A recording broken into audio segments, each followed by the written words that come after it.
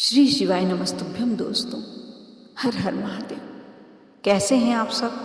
स्वस्थ और सुरक्षित होंगे। दोस्तों, कल मंगलवार, प्रदोष का दिन, मंगल प्रदोष, सभी इच्छाओं की पूर्ति करने वाला प्रदोष, ऋणों से मुक्ति दिलाने वाला प्रदोष, लक्ष्मी की आवक बढ़ाने वाला प्रदोष, रोग मुक्ति का प्रदोष।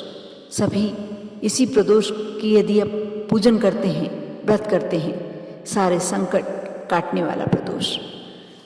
हमारे शास्त्रों में ऐसी अनेक साधनाएं एवं व्रतों का उल्लेख मिलता है जिनके करने से साधक श्रद्धालु अपने निहित उद्देश्यों एवं मनोकामनाओं की पूर्ति कर सकते हैं। दोस्तों, पूर्ण श्रद्धा भाव से किया गया व्रत निश्चय ही फलदायी होता है। हिंदू धर्म में ऐसे कई व्रत होते हैं जिनके करने से व्यक्ति अपने जीवन में लाभ प्राप्त कर सकता है, किंतु प्रदोष व्रत का सनातन धर्म में अति महत्वपूर्ण स्थान है।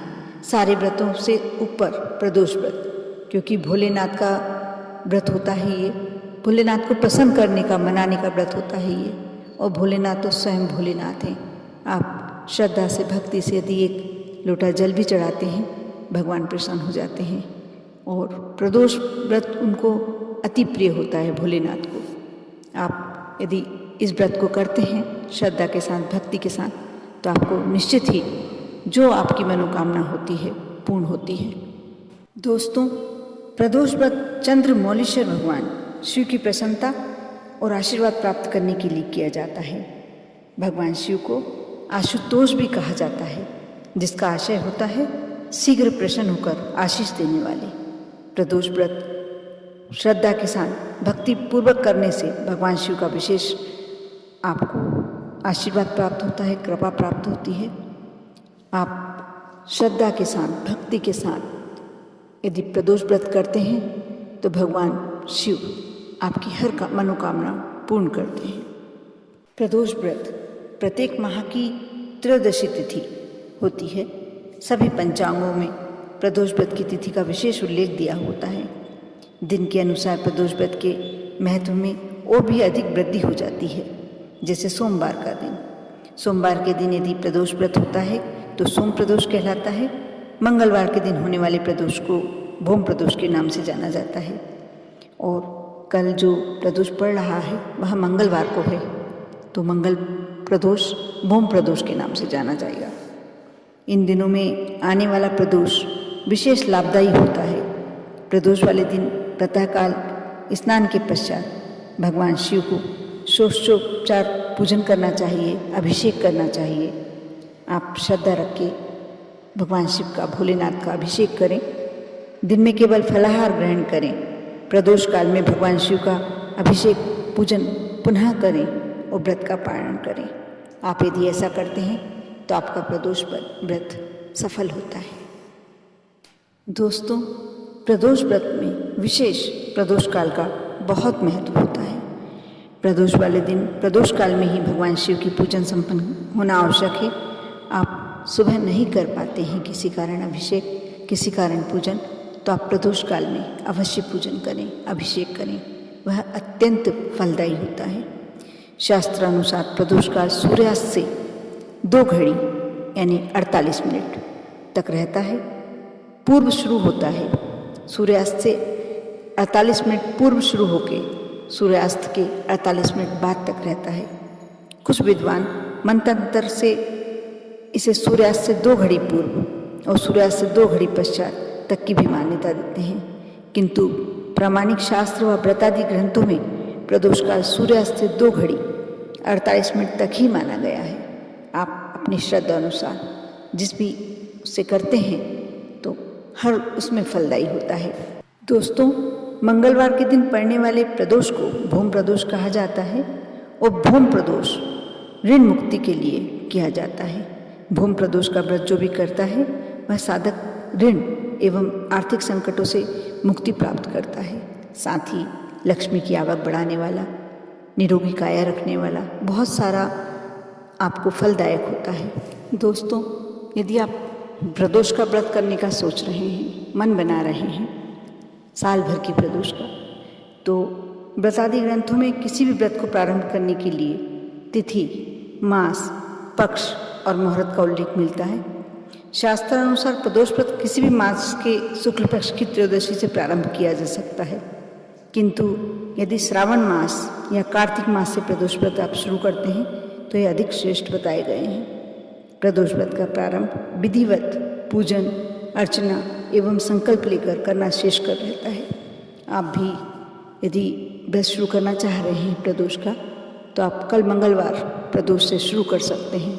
साल भर के जो 24 प्रदोष के व्रत होते हैं आप करें और पूरा शिव जी का आशीर्वाद प्राप्त करें। दोस्तों, कल पड़ने वाली भूम प्रदोष का शुभ मुहूर्त इस प्रकार है। कार्तिक शुक्ल त्रयोदशी प्रारंभ हो रही है सुबह 8:01 से 16 नवंबर को और समाप्त हो रही है 9:50 17 नवंबर को। प्रदोष काल पड़ेगा 5:27 से शाम 8:07 तक। कुल अवधि रहेगी प्रदोष काल की 2 घंटे 40 मिनट। आप प्रदोष व्रत करने के लिए इस प्रकार पूजा विधि कर सकते हैं। सुबह जल्दी उठकर स्नान करें। स्नान के बाद साफ स्वच्छ वस्त्र पहनने के बाद घर के मंदिर में दीप प्रज्वलित करें और यदि व्रत कर रहे हैं तो आप मंदिर जाकर भगवान भोलेनाथ का गंगा जल से अभिषेक करें। भगवान भोलेनाथ को पुष्प अर्पित करें। इस दिन भोलेनाथ के साथ माता पार्वती और भगवान श्री गणेश की पूजन भी करना चाहिए। किसी भी शुभ कार्य करने से पहले भगवान श्री गणेश की पूजन की जाती है। भगवान शिव को भोग लगाया जाना चाहिए। इस बात का अवश्य ध्यान रखें कि भगवान भोलेनाथ को सिर्फ सात्विक चीज़ों का ही भोग लगाया जाता है और जो शिव को आप भोग अर्पित करते हैं वह हम गृहस्थ नहीं ग्रहण कर सकते। आप इस बात का विशेष ध्यान रखें। जो भी आपने शिव जी के शिवलिंग के नज़दीक रख दिया, समक्ष रख दिया, फिर वह भोग हम नहीं ग्रहण कर सकते हैं। इसके बाद भगवान शिव की आरती करें। इस दिन पूरे दिन आप कोशिश करें भोलेनाथ का शिवाक्षर मंत्र अवश्य ज़्यादा से ज़्यादा अधिक से अधिक बार जाप करें। दोस्तों, अब मैं आपको एक छोटा सा प्रदोष के दिन करने वाला उपाय बता रही हूँ जो किसी भी शुक्ल पक्ष की भूम प्रदोष के दिन किया जा सकता है। आप किसी कार्य में सफलता चाहते हैं, यदि आप इंटरव्यू के लिए जा रहे हैं, एग्ज़ाम के लिए जा रहे हैं या ऐसे कोई कार्य के लिए जा रहे हैं कि आपके मन में भाव है कि मुझे इसमें सफलता मिलना ही चाहिए, तो आप एक छोटा सा उपाय कर सकते हैं। इसको करने के बाद आपकी सफलता सुनिश्चित हो जाती है। आप कल के दिन जो मंगल प्रदोष का दिन है, आप प्रदोष काल में तांबे के कलश में 11 बेलपत्र, 11 सफ़ेद पुष्प, साथ ही लाल चंदन आप थोड़ा सा, यदि आपके पास पिसा हुआ पाउडर के रूप में है, आप उसे घोलकर कटोरी में रख लें। यदि नहीं है तो आप लाल चंदन की जो लकड़ी आती है उसको घिसकर एक कटोरी में थोड़ा सा चंदन लेके रख लें और किसी भी शिव मंदिर में जाकर शिवलिंग पर आप पूरी जलाधारी पर यह इसका लेपन करें। फिर जल ऐसे चढ़ाएं, ऐसे समर्पित करें शिवलिंग पर कि जल का भाग अपनी ओर गिरता दिखाई दे। हम जल जब सामने से चढ़ाते हैं तो वह जल का भाग हमें हमारी तरफ गिरता दिखाई देता है। हमें उसी तरीके से शिवलिंग पर जल समर्पित करना है। पूरा जल समर्पित कर दें। उसके पश्चात आप थोड़ा सा चंदन का भाग जलहारी पर से हाथ फेर कर ले आएं और जिस गेट से एग्ज़ाम देने जाना है या जिस कार्य को सफलता चाहते हैं आप, वह कार्य के लिए निकलना है, बाहर का गेट, मुख्य द्वार, आप वह चंदन लगा दें और जब निकलें उसे छू कर जाएं। एग्ज़ाम देने जा रहे हैं, कोई भी कार्य के लिए जा रहे हैं, इंटरव्यू देने जा रहे हैं, आप उमा महेश का ध्यान करके जाएं। आप देखना आपका वह कार्य अवश्य सफल होगा। दोस्तों, आपको एक बात का अवश्य ध्यान रखना है, जब ये कार्य करें, जब आप ये उपाय करने जा रहे हैं करें, तो आप ये बात का ध्यान अवश्य रखें कि आप पूरी श्रद्धा से, पूरे विश्वास से करें। श्रद्धा में ही भगवान कहलाते हैं। आप जो भी कार्य श्रद्धा से करते हैं वह कार्य अवश्य पूरा होता है, वह उपाय अवश्य आपके लिए फलदायक होता है। आप साथ ही आज मैं मंगल प्रदोष की कथा सुनाने जा रही हूँ। आप इसे भी अवश्य सुने। आप यदि व्रत नहीं कर पाते हैं, पूजन नहीं भी कर पाते हैं, सिर्फ प्रदोष काल में यदि आप ये कथा भी श्रवण कर लेते हैं उसका भी एक विशेष महत्व होता है, विशेष फलदायक होती है। ये आप अवश्य सुने और पुण्य के भागी बने। भूम प्रदोष की कथा इस प्रकार है। एक नगर में एक वृद्धा माई रहती थी। उसका एक ही पुत्र था। वृद्धा की हनुमान जी पर गहरी आस्था थी। वह प्रत्येक मंगलवार को नियम पूर्वक व्रत रखती और हनुमान जी की आराधना करती। एक बार हनुमान जी ने उसकी श्रद्धा की परीक्षा लेने की सोची। हनुमान जी साधु का वेश धरकर वृद्धा के घर गए और पुकारने लगे, कोई हनुमान भक्त है जो हमारी इच्छा पूर्ण करे। पुकार सुनकर वृद्धा बाहर आई, बोली, आज्ञा कीजिए महाराज।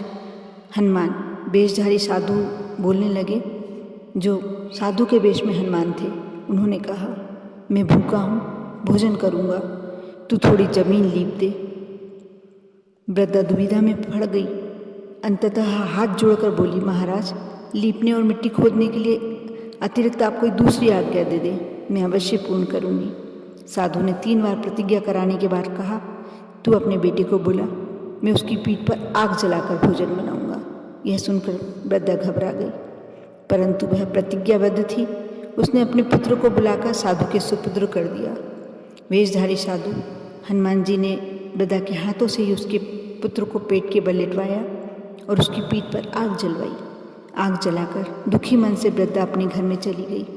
इधर भोजन बनाकर साधु ने वृद्धा को बुलाकर कहा, तुम अपने पुत्र को पुकारो ताकि वह भी आकर भोग लगा ले। इस पर वृद्धा बोली, उसका नाम लेकर मुझे और कष्ट न पहुंचाओ साधु बाबा। लेकिन जब साधु महाराज नहीं माने तो वृद्धा ने अपने पुत्र को आवाज़ लगाई। अपने पुत्र को जीवित देखकर वृद्धा को बड़ा आश्चर्य हुआ और वह साधु के चरणों में गिर पड़ी।